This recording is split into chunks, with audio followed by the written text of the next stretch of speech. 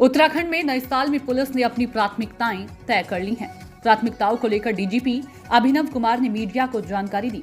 उन्होंने महिलाओं की सुरक्षा, पुलिस की तत्परता और यातायात व्यवस्था, साइबर क्राइम कंट्रोल जैसे विषय प्राथमिकताएं प्रमुख हैं। उनका कहना है कि उत्तराखंड पुलिस अपनी प्राथमिकता के आधार पर काम करेगी। महिलाओं की सुरक्षा में किसी तरह से कोई कोताही नहीं होगी। जो कानून का उल्लंघन करेगा उसके खिलाफ सख्त कार्रवाई की जाएगी। डीजीपी अभिनव कुमार का कहना है कि अंकिता भंडारी कांड में भी पुलिस ने गंभीरता के साथ में काम किया है। यही वजह है कि अभी तक आरोपियों को जमानत नहीं मिल पाई है। उत्तराखंड राज्य को ड्रग फ्री राज्य बनाने के लिए भी पुलिस अभियान चलाएगी। आने वाले दिनों में नए कानून की पुलिस जवानों को ट्रेनिंग दी जाएगी। 15-15 दिनों की जवानों को ट्रेनिंग दी जाएगी। यातायात व्यवस्था को भी मजबूत करने पर फोकस होगा।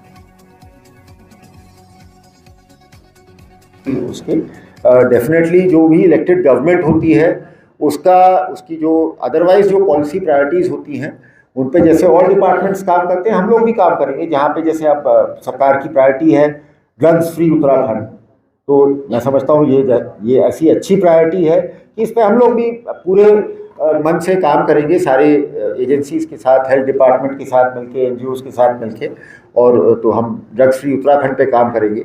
साइबर क्राइम की रोकथाम सरकार की प्रायोरिटी है, हम उस पर भी काम करेंगे। ट्रैफिक मैनेजमेंट सरकार की प्रायोरिटी है, उस पर भी हम बढ़िया से काम करेंगे। महिलाओं के खिलाफ अपराधों की रोकथाम, उनके सफल अनावरण, ये भी सरकार की एक बहुत बड़ी प्रायोरिटी है, तो उस पर भी हम लोग पूरे लगन से, मनोयोग से काम करेंगे। जैसा आपने देखा, एक सितंबर 2022 में अंकिता भंडारी, हाँ, सितंबर 22 का केस था। अनफॉर्चुनेट केस था, ट्रेजेडी थी, डेफिनेटली कोई nobody can dispute that.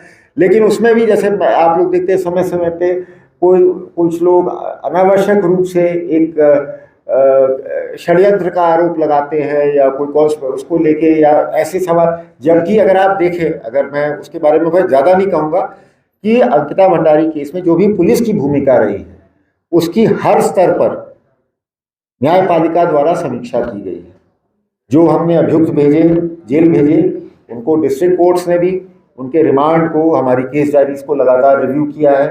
High court, supreme court तक भी गया था मामला, हाई कोर्ट ने अप्रिशिएट हाँ, और कई सारी चीज़ों में हाई कोर्ट ने भी हमारी पुलिस की वर्किंग को अप्रिशिएट किया है।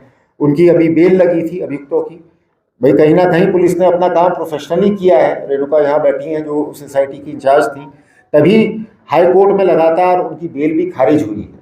तो मैं समझता हूँ जब एक केस की, ठीक है, इसको केस को लेके मीडिया में या हो सकता है और हमारे जो बुद्धिजीवी वर्ग है या कुछ और आशंकाएं हों, लेकिन सिर्फ आशंकाओं के आधार पे पुलिस की कार्रवाई पे संदेह करना या पूरे पुलिस विभाग की कार्यप्रणाली को कटघरे में खड़ा करना, मैं समझता हूँ ये भी जायज़ बात नहीं है।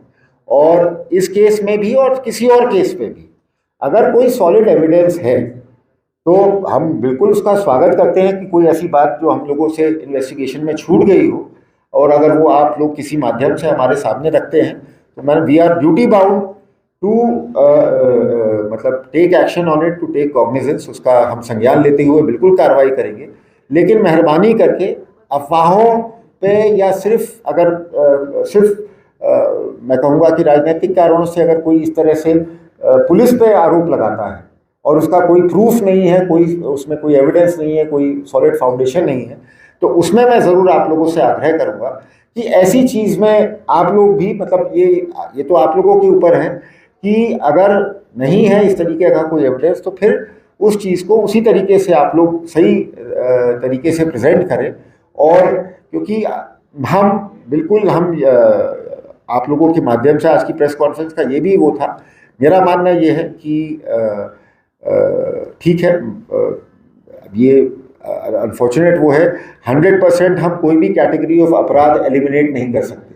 तो उसी प्रकार से जैसे महिलाओं के खिलाफ भी अपराध है, हम कि एक सर्टेन टाइम लिमिट तक मैं इसको 100% इस अपराध को ख़त्म कर दूंगा कि हमारे प्रदेश की किसी बेटी के साथ किसी प्रकार की दुर्घटना नहीं होगी, हत्या, बलात्कार, ये सब, तो ये तो मैं समझता हूँ एक झूठा आश्वासन होगा आप लोगों को।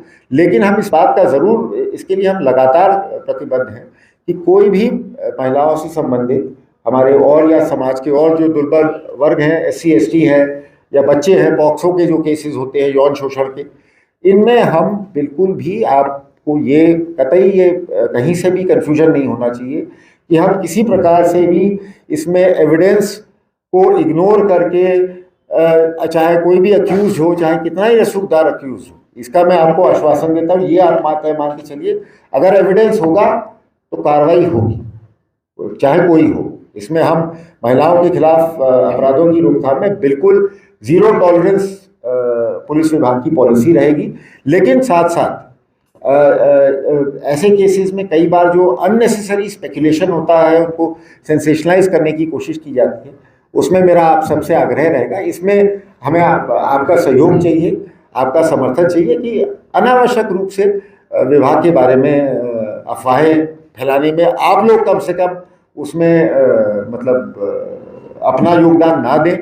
एक जैसे ये इसी वाले केस में एक बड़ा गलत सलत मैं समझता हूँ मैसेज गया था कि जैसे पता नहीं उत्तराखंड पूरे प्रदेश भर में हमारी जो महिलाएं हैं या हमारी जो बहू बेटियां हैं, बहनें हैं, वो असुरक्षित हैं, या हमारे सारे रिजॉर्ट्स में इस तरह से उनके खिलाफ कुछ ऐसा अनहेल्दी माहौल है।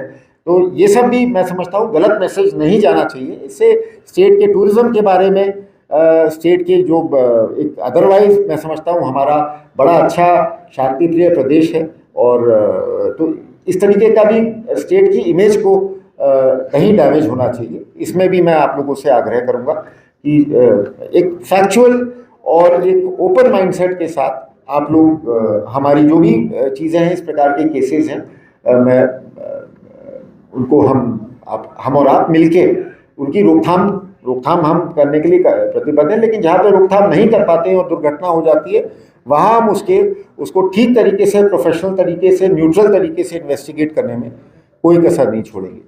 तो ये